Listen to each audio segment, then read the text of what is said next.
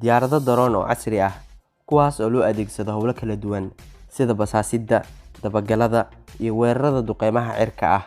Haddaba muuqaalkeena maanta waxaan idinkugu haynaa 10ka diyaarad military ee aan lahayn duuliye ee ugu horumarsan adduunka.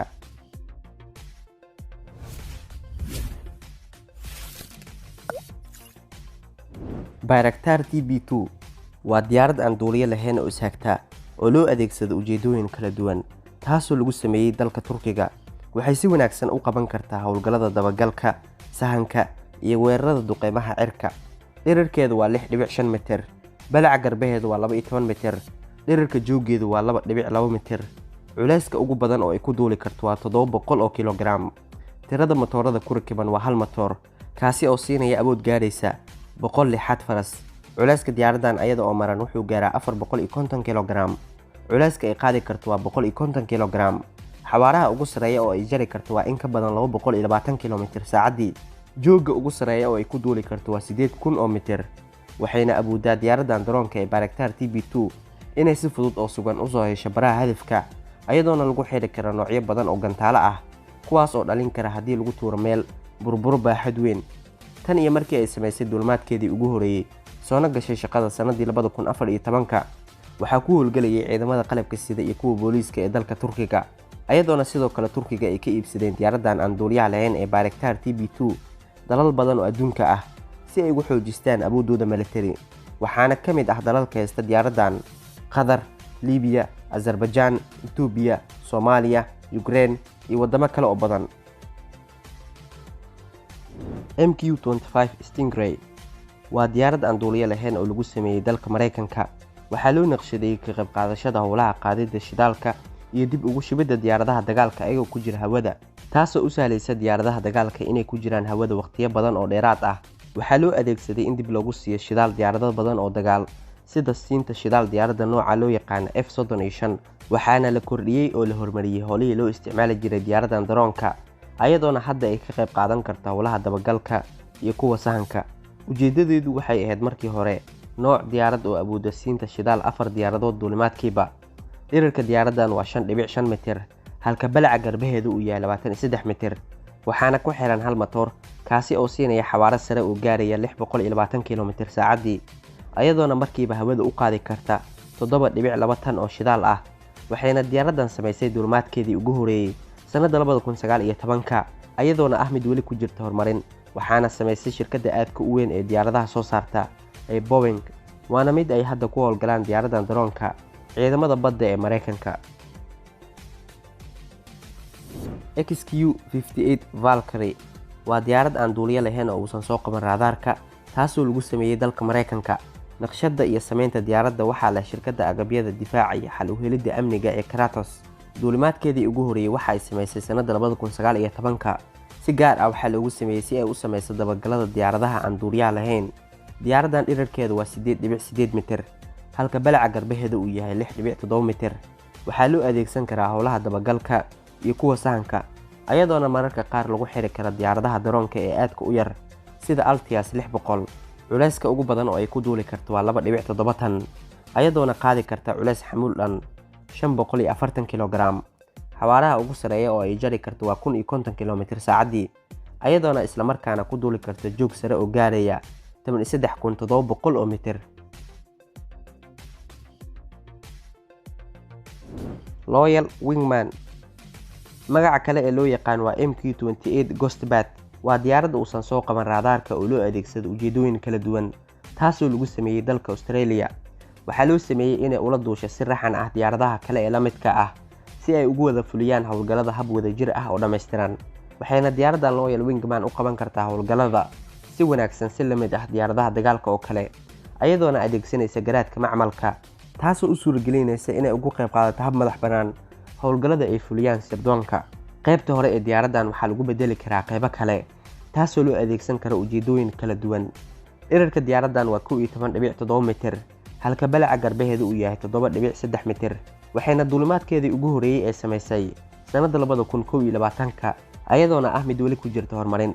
Waxaana loo adeegsan doonaa inay taageerto diyaaradaha dagaalka ee duuliyaha leh ee F-35, taasoo ay leeyihiin ciidanka cirka ee boqortooyada Australia. Aksungur waa mid ka mid ah diyaaradaha aan lahayn duuliye ee ugu casrisan oo uu Turkigu u sameystay ciidamadiisa qalabka sida. Waxay u shaqeyn kartaa diyaaradan daroonka si madax bannaan, ayadoona fulin karta howlgallada kala duwan sida kuwa dabagalka ama roondooyinka laga qabta badaha. Dhererkeedu waa 11.6 mitir, halka balaca garbaheedu uu yahay 24 mitir. Culeyska ugu badan oo ay ku duuli karto waa 3.3 tan, ayadoona qaadi karta culeys xamuul dhan 750 kilogram. Waxayna leedahay diyaaradan daroonka ee Aksongor 2 matoor, kuwaas oo siinaya wadarta awood gaaraysa 346 faras.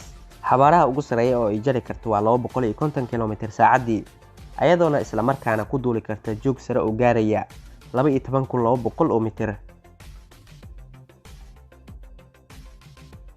Bayraktar Akinja waa diyaarad istiraatiijig oo aan lahayn duuliye, taasoo ku duusha joog sare, waxaana sameysay shirkadda reer Turkiya ee soo saarta agabyada difaaca ee Baykar, ayadoona u shaqeyn karta diyaaradan daroonka si madax bannaan. taasina waxaa u sahlaysa qalabka tiknoolajiyadda casriga ah ee ku xiran ee garaadka macmalka ah. Dhererkeedu waxa uu gaaraa 12.2 mitir, halka balaca garbaheedu uu yahay 20 mitir. Culeyska ugu badan oo ay ku duuli karto waa 5.5 tan, halka culeyska xamuulka ay qaadi karto uu gaarayo 1.5 tan. Waxayna leedahay 2 matoor, kuwaas oo siinaya wadarta awood gaaraysa 1500 faras, ayadoona jari karta masaafo dhan 360 kilomitir saacadii. Joogga ugu sareeya oo ay ku duuli karto waa 12000 mitir. Saddexdii nooc ee ugu horeeyay ee laga soo saaray diyaaradahan daroonka ee soo gala suuqa waxaa isticmaalay sanadda 2021 isla ciidamada qalabka sida ee dalka Turkiga.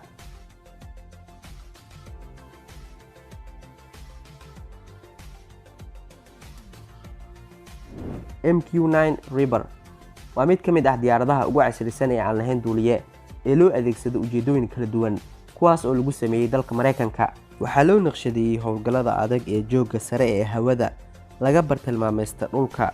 Dhererkeedu waa 11 mitir, halka balaca garbaheedu uu yahay 20 mitir. Culeyska ugu badan oo ay ku duuli karto waa 4.7 tan, ayadoona qaadi karta culeys xamuul uu gaarayo 1.7 tan. Waxaana ku xiran hal matoor, kaasi oo siinaya awood gaaraysa 900 faras. Xawaaraha ugu sareeya oo ay jari karto waa in ka badan 450 kilomitir saacadii, waxayna ku duuli kartaa joog sare oo gaaraya 15000 mitir. MQ-9 Reaper waxaa lagu xiri karaa dhowr gantaal oo kala duwan.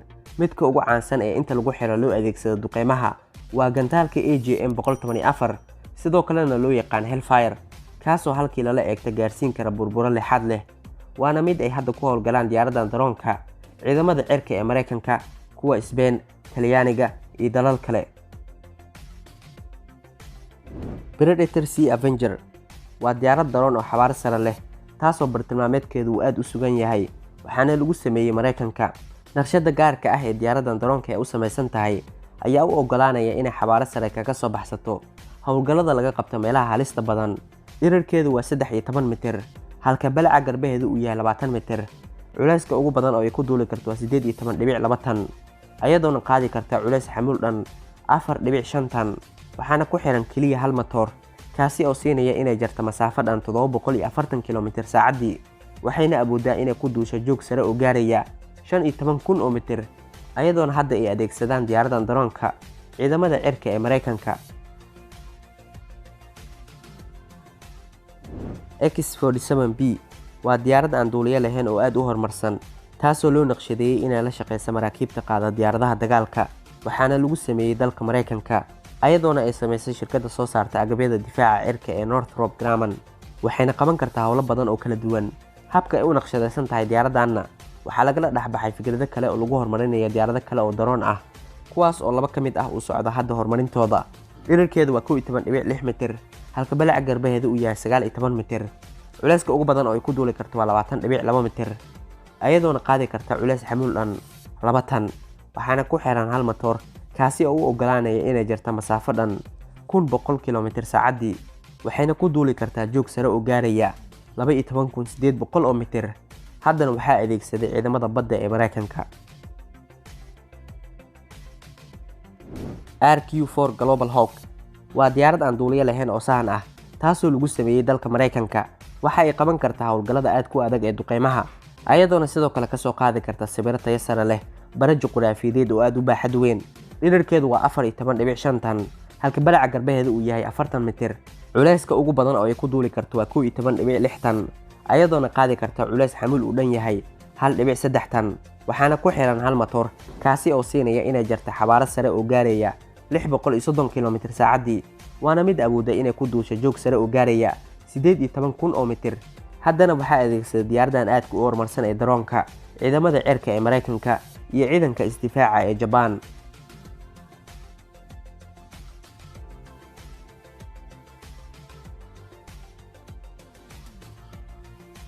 ugu dambeyntiina daawade, halkan ayuu noogu eegaya muuqaalkeena.